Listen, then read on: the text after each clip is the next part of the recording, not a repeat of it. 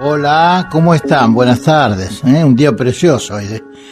Bueno, pero está bueno, estamos entrando en este verano tan particular, ¿no? Después de tantas vicisitudes de qué pasaba con las profecías, con el fin de año, si seguía todo, si se terminaba. En realidad, el hecho de que no haya pasado un cataclismo o una situación así fuerte, como estaba pronosticado, no quiere decir que no se esté produciendo un fenómeno de cambio también, ¿no? Pero que por ahí, en lugar de ser una cosa brusca, como decíamos recién, una catástrofe, un problema de tipo geológico, geofísico. No, nosotros mismos, las personas, estamos tendiendo a cambios energéticos. Otra vez estaba leyendo que se va produciendo a raíz de modificaciones en el movimiento de la Tierra, que está más acelerado en función del eje, cambios en la energía electromagnética, y eso indudablemente influye también en el cuerpo, en nuestro organismo. No de una manera muy así terrible, pero de alguna forma se van produciendo modificaciones. Hay como una percepción de que el tiempo está más rápido, que las cosas pasan más ligero, y que realmente no tenemos un registro igual, ¿no? Parecería como que los días son más cortos. Hay una sensación también a veces de cierta pereza, como de somnolencia, ganas de dormir un poco más, cierto cansancio, que no condice con la actividad, a lo mejor tanto, ¿no? Pero bueno, esos fenómenos se están dando y es natural que se den también, sin estos problemas así tan puntuales. Muchas veces es famoso las abuelas cuando decían que los días de humedad se sienten mal los huesos, los dolores, las cosas, y bueno, hay una influencia notoria y es evidente, ¿no? Nosotros somos parte de toda esta situación y es natural que también nos afecte.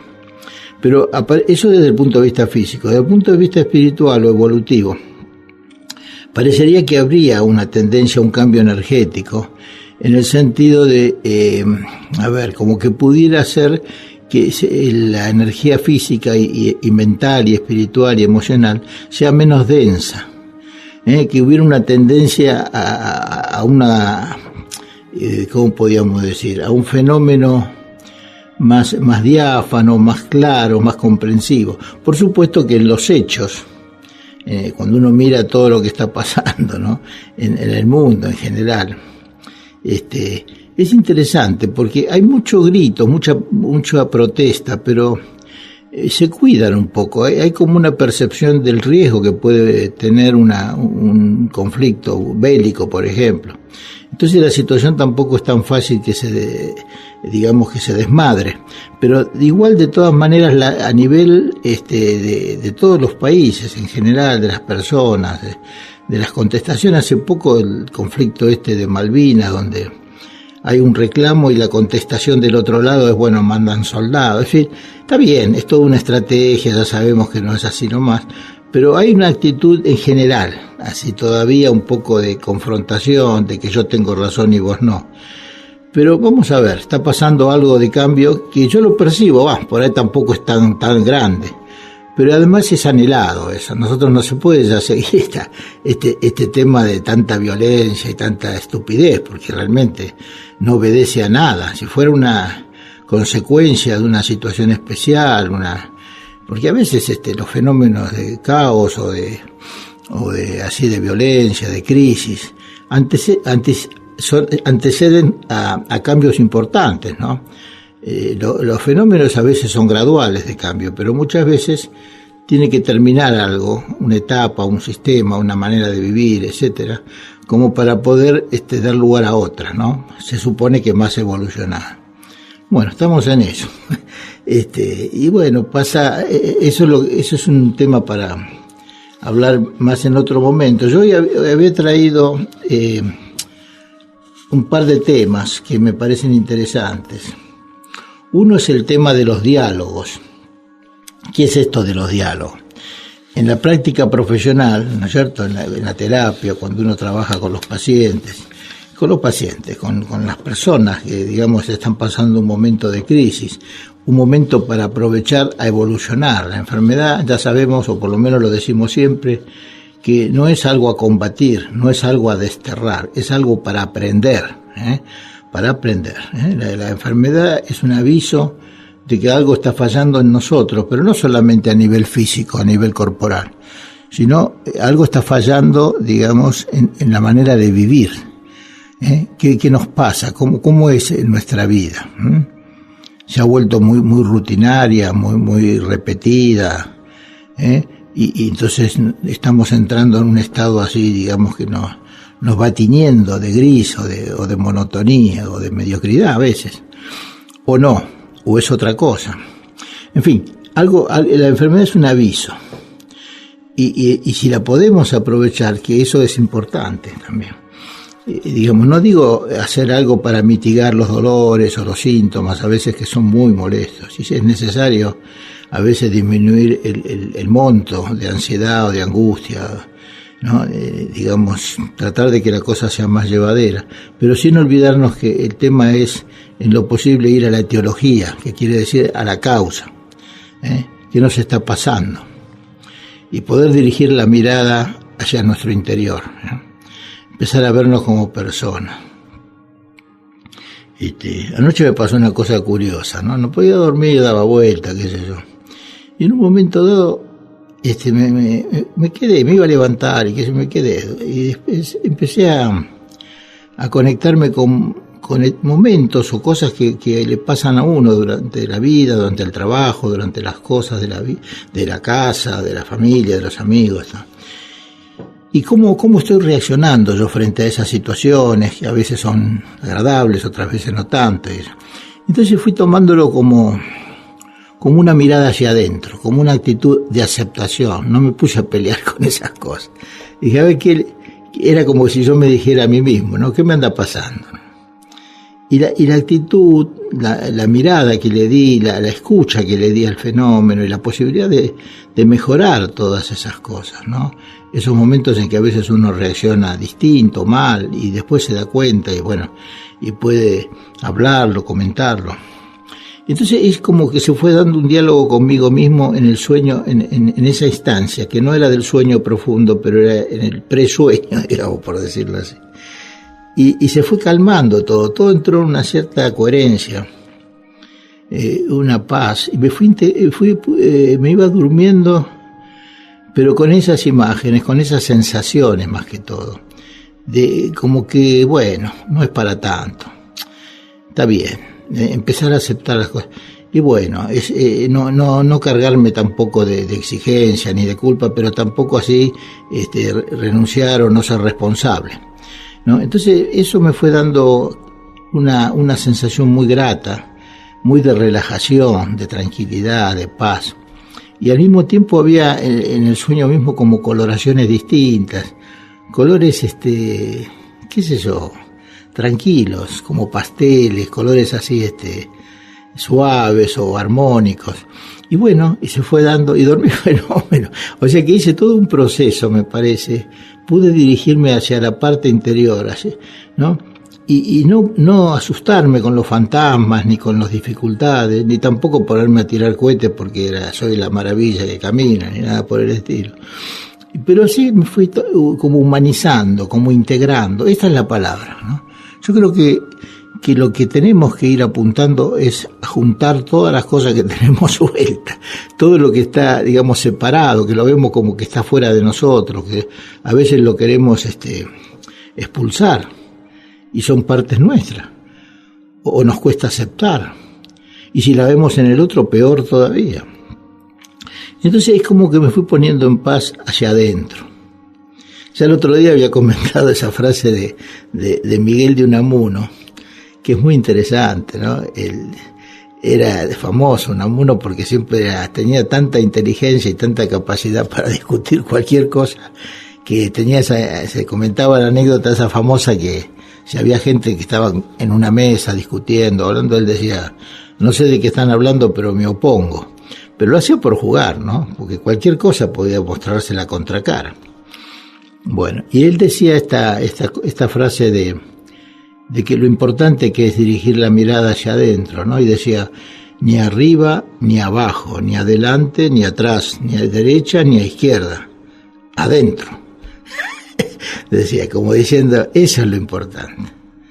Tenemos que por ahí hacer ese ejercicio, no es difícil, pero sobre todo hacerlo con una sonrisa, con una actitud grata, no que nos vamos a meter en el análisis del, no sé, del símbolo, de la no, así, como quien mira, qué sé yo, un paisaje, o que está sentado en la sobremesa, o que está con un amigo, pero bien, no como una cosa para saber qué me pasa, a ver, vamos a analizar, a ver qué, no, simplemente contemplar, juntar las cosas, hacerlas amigas, las cosas que están disociadas. Bueno, más o menos, esas. Ustedes saben, yo me río porque siempre lo mismo, ¿no? Yo dije que iba a hablar de otra cosa. No, bueno, pero sale así y bueno, lo desarrollamos. El otro, ese es el tema de los diálogos, que ahora voy a explicar mejor. Y el otro, un tema que quiero traer, ya lo había traído una vez, pero no sé, no recuerdo exactamente si hace ya un tiempo, sobre la creatividad, que es un tema muy importante, que a veces lo he anunciado últimamente en algunas audiciones y después no hubo tiempo Son estos dos, el diálogo y el tema del diálogo como instrumento, como herramienta importante en la terapia y después para conocerse uno mismo, obviamente, los diálogos interiores. Y el tema de la creatividad, ¿no? Que yo ya no sé si lo había hablado, pero es el título, digamos, es fantástico, ¿no? De Manfred Wagner. Fue candidato inclusive a presidente en una de las elecciones en Chile. Él vive en el sur, cerca de una zona muy aislada, muy en el sur de Chile. Y es yo no sé ahora si seguirá todavía, pero fue profesor en el MIT, en el Massachusetts Institute Technology, y también en Alemania, profesor de economía y premio Nobel alternativo, no es así nomás. Y él ha desarrollado un tema sobre el acto creativo, y el título es Desde la esterilidad de la certeza hacia la fecundidad de la incertidumbre. Precioso. El título es bastante sugestivo y además tiene mucho que ver con lo que decíamos antes de la vida que llevamos, cómo vamos repitiendo las mismas cosas y nos vamos atrofiando de alguna manera, ¿no? Bueno, esas son dos. Bueno, y después así alguna otra cosa, como siempre hacemos, sobre todo casi hacia el final, de algunas lecturas, de algunos temas y algunas poesías o algunos comentarios que tienen que ver siempre con lo mismo, ¿no? Como una escuela de vida, como ir aprendiendo cosas a veces bellas, a veces profundas, a veces no tanto como la de hoy, de lo que estaba hablando recién, que no aspira a ser nada importante, pero que sí, a mí me dio una manera de ver las cosas, me ayudó a, no sé, me sentí muy relajado, muy tranquilo, dormí profundamente sin tomar nada, y me parece que si uno lo empieza a perfeccionar un poco puede ser una linda posibilidad de utilizarlo, ¿no? Sobre todo en esas situaciones cuando uno está muy cargado de cosas y no puede descansar. Bueno. Otra cosa que quería hacer, normalmente es muy irregular, ustedes saben esto cómo es, pero hay programas donde llaman mucha gente y pregunta y hablamos y comentamos sobre el tema que estoy hablando, o no, o alguna otra cosa, pero siempre más o menos relacionado con lo mismo. Y se ha dado, no sé, últimamente ha habido algunas intervenciones de oyentes, pero en general se vuelve a repetir lo que pasa siempre, que me dicen que no me quieren interrumpir. Y eso me parece una exageración totalmente, porque para eso está la radio, para hacer diálogo y comentar cosas. Entonces yo voy a pedir que, digamos, es un pedido porque a mí me gustaría que fuese así, de que llamen, de que hagan alguna pregunta, comentarios, podamos hablar un poco, y lo que quieran pueden estar. El teléfono de acá es 4-866-0900, 4-866-0900. Entonces, como estoy en vivo, podemos dialogar. Bueno, decíamos entonces, estamos hablando del tema de los diálogos primero.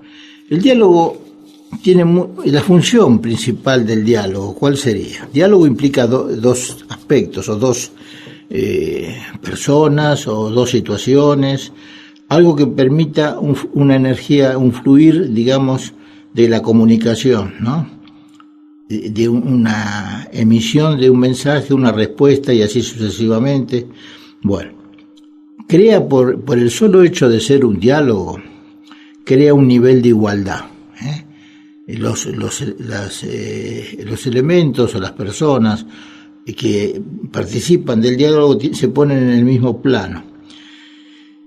Entre partes sería de un todo o con aspectos de la unidad, pensados como separados. Claro, uno al principio, cuando habla de diálogo, parecería como que son dos entidades o dos situaciones que están separadas y que empiezan a hablar o comentar o a pensar juntos o lo que sea. Entonces el tema sería que los pensamos como separados y que la idea del diálogo es transformar esa separación en complementación. O sea, el tema de la separación implica no comunicación, en cambio la complementación sí, y es necesaria a la vida, a la biología misma. La biología, la vida, el contacto con la naturaleza y todas las funciones nuestras también como seres vivos y todo, implican siempre fenómenos complementarios. No puede estar uno sin el otro y así sucesivamente. Esto es el aspecto sanador del diálogo, porque tanto a nivel personal como social, como ideológico, como a nivel de fundamentalismo, de sistemas educativos, podemos hablar de todo, de éxitos, de fracasos. O sea, el diálogo da esa posibilidad. Y digo esto porque muchas veces, y más en el tema de la medicina, de la salud, se busca siempre un diagnóstico, una cosa, como si fuera unicausal todo, ¿no? Y no es así. En general las situaciones se dan al mismo tiempo, ¿no? Bueno, después el aspecto importante del diálogo es que es una herramienta para, como decíamos recién, para integrar los opuestos, volverlos complementarios. Y de esa manera comprender que es un fenómeno fundamental, y más en este momento de tanta oposición, de tanto fundamentalismo, que hay uno que quiere tener la razón y no, el otro le dice que no, que es así, y el otro, bueno, y así estamos todo el tiempo, ¿no? Todo el tiempo. Entonces, yo creo que el fenómeno de comprender es la resultante de eso. Primero habría una aceptación de que puede haber dos conceptos distintos, y eso no implica ningún desastre, ninguna cosa bélica, ni nada, pero se transforma después hasta en una guerra, porque claro, ninguno cede. Entonces el primer paso es aceptar, primero de que si bien opinan distinto, las dos situaciones son válidas. Entonces, primero la aceptación. A partir de aceptación, ir trabajando la cosa en el diálogo mismo, o a través del diálogo, para la integración. Y a partir de la integración viene entonces el comprender.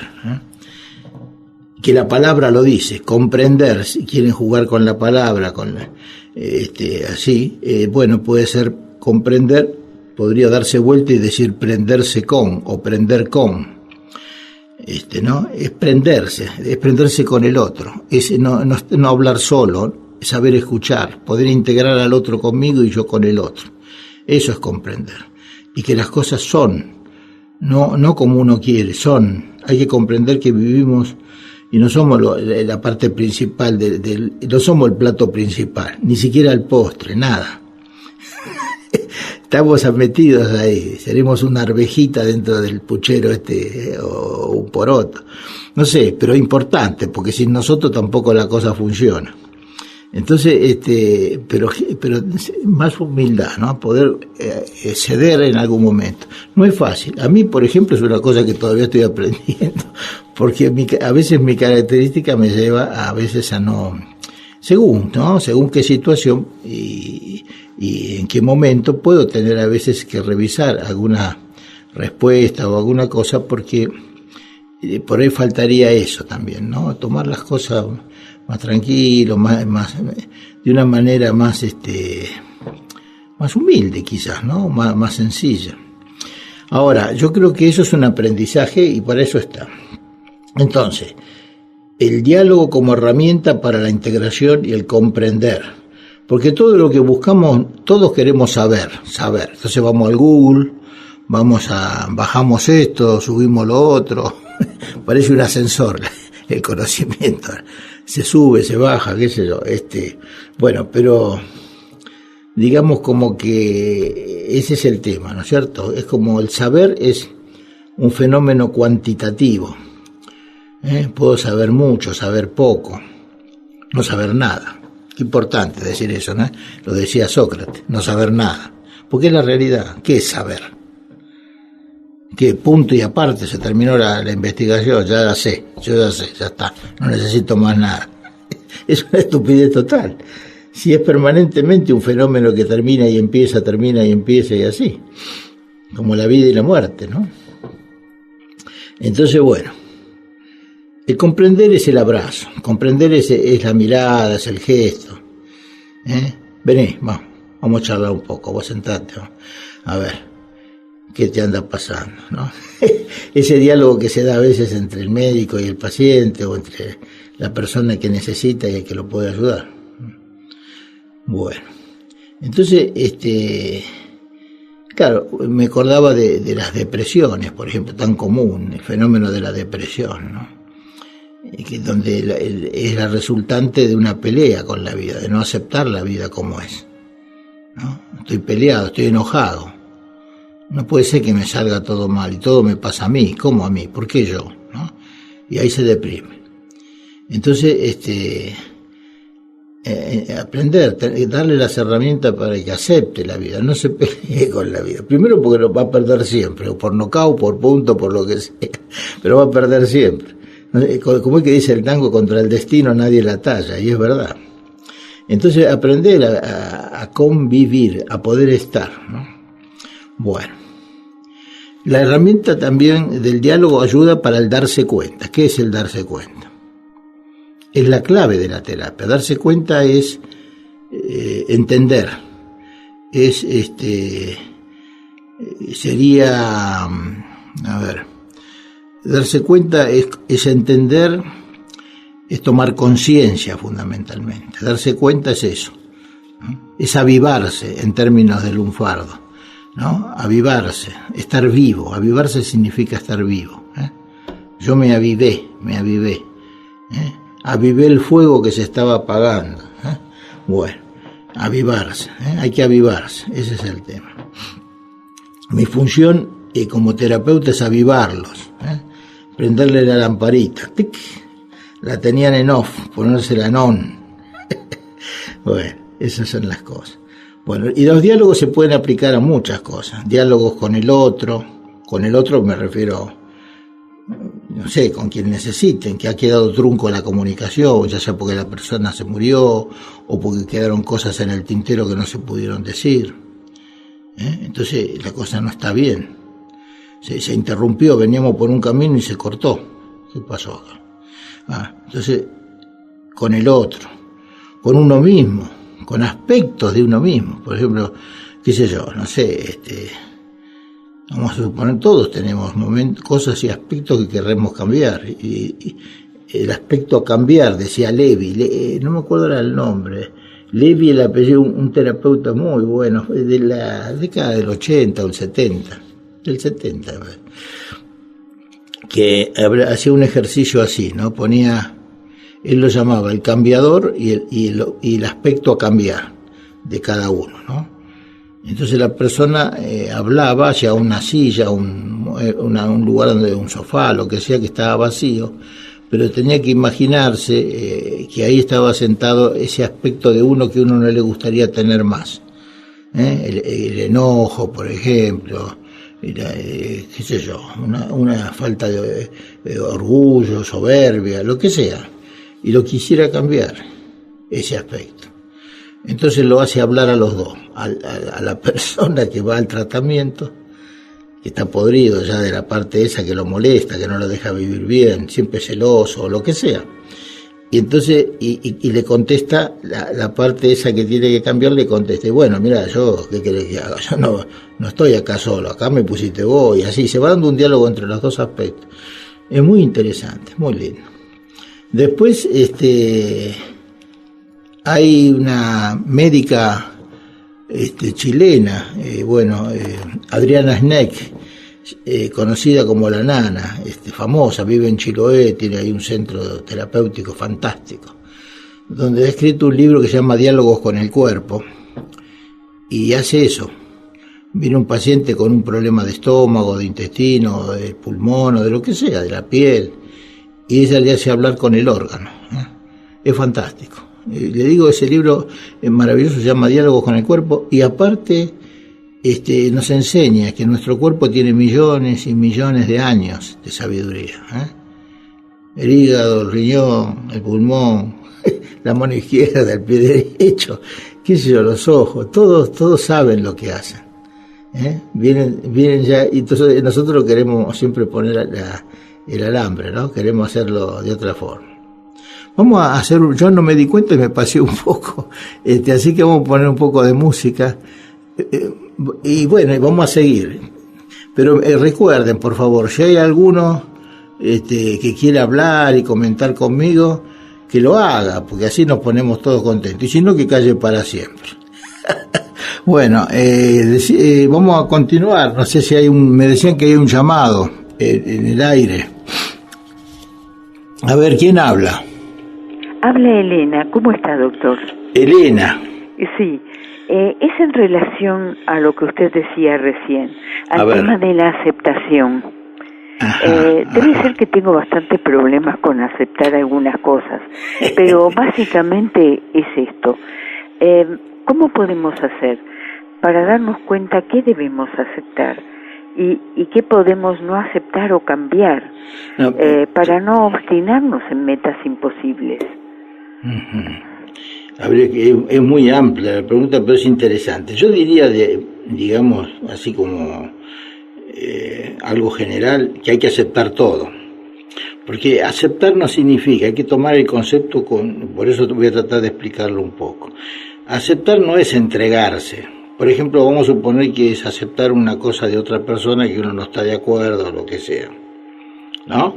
Sí, eso lo entiendo. En ese caso, bueno, aceptar no es aceptar al otro o aceptarse usted. Sí, la palabra aceptar implica no pelearse con la vida, o sea, no interrumpir el fenómeno en el cual estamos metidos. Nosotros estamos metidos en un fenómeno energético total, complejo, por supuesto, pero también molecular y todo eso, donde nosotros formamos parte de todo eso. Entonces no podemos separarnos de la cosa. La separación es un proceso racional, intelectual, que es para poder analizar la situación y ver si estamos de acuerdo o no estamos de acuerdo. Pero eso viene después. Vale decir, tomar distancia sería la separación. La separación no existe, por empezar. O sea, nosotros estamos incluidos en la situación, aunque no pensemos lo mismo, estamos todos incluidos. Sí. Pero sobre todo el aceptar, el involucrarse. Aceptar implica involucrarse. Si yo estoy triste, no tengo que tomar ¿y por qué estoy triste? Y no tendría que estar triste. O vamos a buscar la causa por la que estoy triste. Sí. No, primero hay que meterse en la tristeza. Hay que trabajar desde adentro el sentimiento, no desde afuera, porque si no nos separamos, tomamos distancia. Lo hacemos desde la mente, desde lo racional, el análisis. ¿Me va entendiendo? Sí, claro, lo sigo con atención, además. Bueno, es así. Entonces uno se mete. Yo, por ejemplo, pongo un ejemplo siempre muy interesante, que lo he repetido otras veces, pero me parece que es bastante gráfico. Supongamos, yo recién hace un rato hablaba de la depresión. Sí. La depresión, por ejemplo, la persona está muchas veces en la consulta. Una frase muy conocida, muy común es: y mire, doctor, me siento como en un pozo, por ejemplo. Ajá. Y no puedo salir del pozo. Entonces, y el tema no es no quiero estar en el pozo, es así, ya rechaza la situación. ¿Por qué tengo que estar en el pozo? ¿Yo qué hice para estar? Entonces empieza la separación. Cuando digo la separación, es el ego de nosotros que nos separa de la situación global. Nosotros somos parte de un todo, no hay que olvidarse de eso. Ajá. Nosotros no existimos independientemente del cosmos y de las cosas, somos parte de todo eso. Y entonces entonces ¿qué pasa? La persona se siente que está en un pozo, muy bien. Entonces yo le digo, bueno, a ver, vamos a ver un poquito, a ver cómo es el pozo. ¿Cómo es el pozo? Claro, vamos a describir, a ver cómo es el pozo. Porque si usted acepta que está en el pozo, se va a dar cuenta que en esa pared del pozo, si usted no miró bien, pero si usted empieza a aceptarlo y a verlo bien, va a ver que sobresale un clavo bastante grueso. Entonces usted puede agarrarlo o poner un pie ahí y empieza a treparse, ¿no? Ya no está en el fondo del pozo. De repente ve que hay otra madera que sale de un lado que no la había visto. Y aceptando, metiéndose en el pozo, viviendo el pozo, voy saliendo del pozo. ¿No sé, se entiende eso? Sí, tratar de encontrar rendijas, como escribió Borges. No sé si rendijas, porque sino que en todas, a ver, siempre el criterio tiene que ser que no estamos separados de las cosas.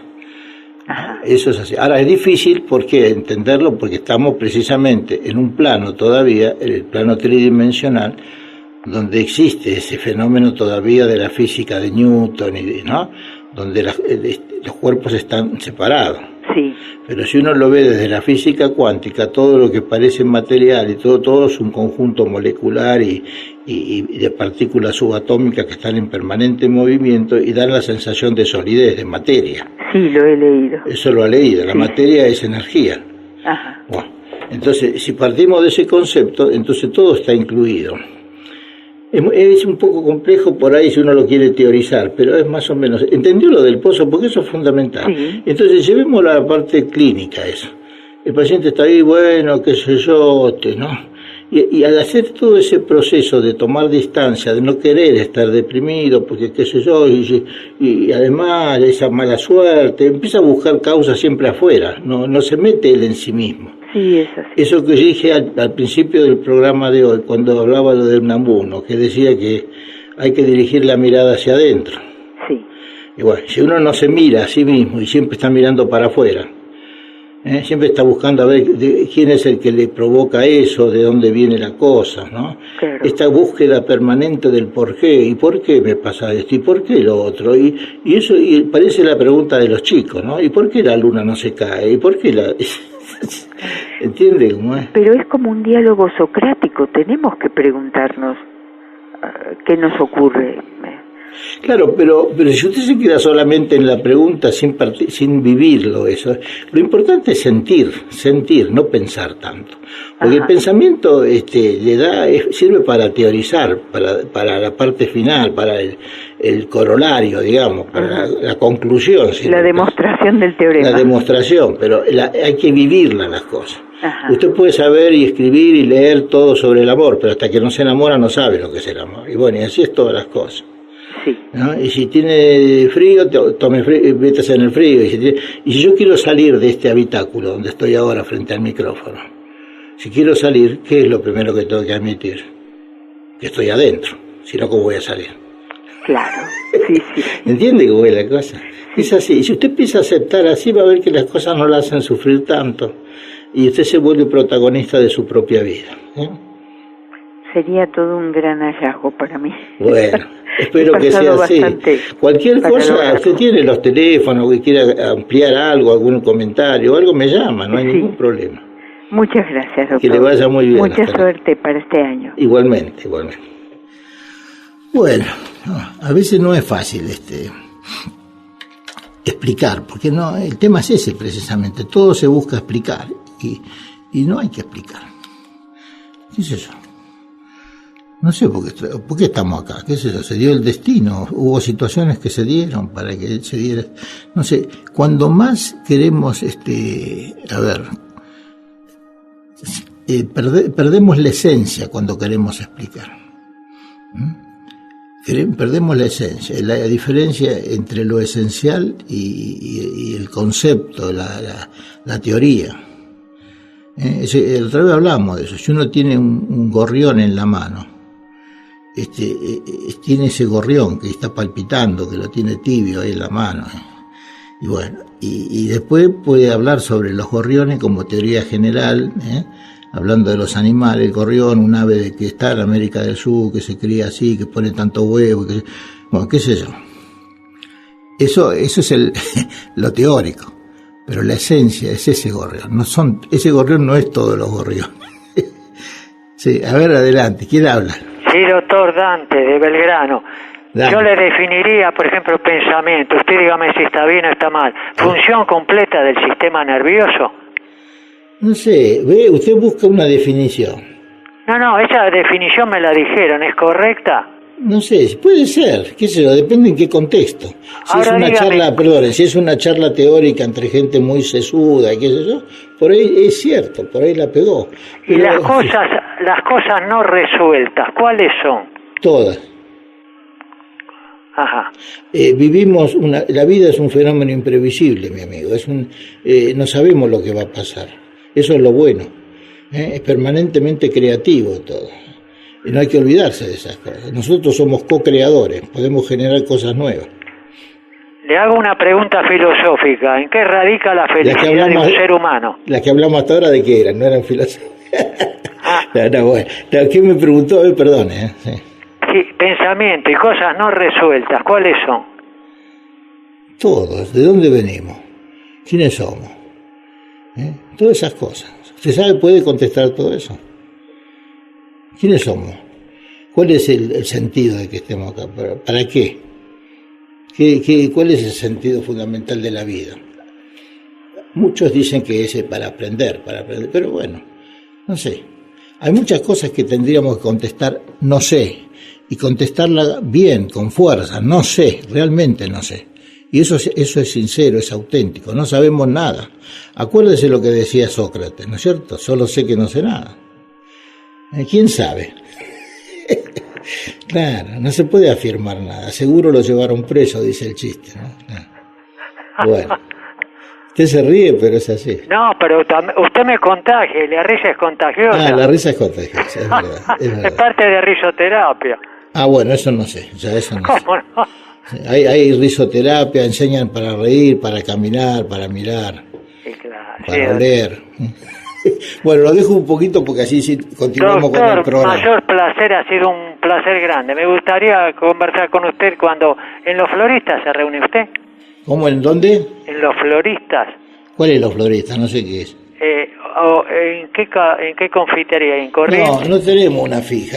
Últimamente nos estamos reuniendo una ahí en Scalabrini Ortiz y Cabrera. Ajá. Que se llama Terrenal, es un bar. Ajá. Que agarra la esquina. Y ahí ya nos reunimos varias veces y probablemente nos vamos a seguir reuniendo. Porque tenemos un espacio cómodo, la gente le queda bien para viajar de cualquier lado, así que bueno. Lo que no sé cuándo ahora, porque ya vienen ahora las vacaciones y las cosas, pero seguro que en marzo vamos a estar ahí plenamente.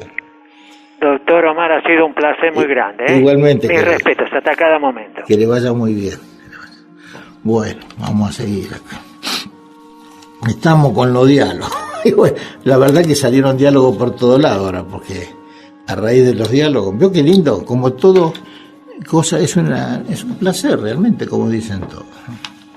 Bueno, así que del diálogo es eso, cerrando un poquito, ¿no? Se aplica muchas cosas.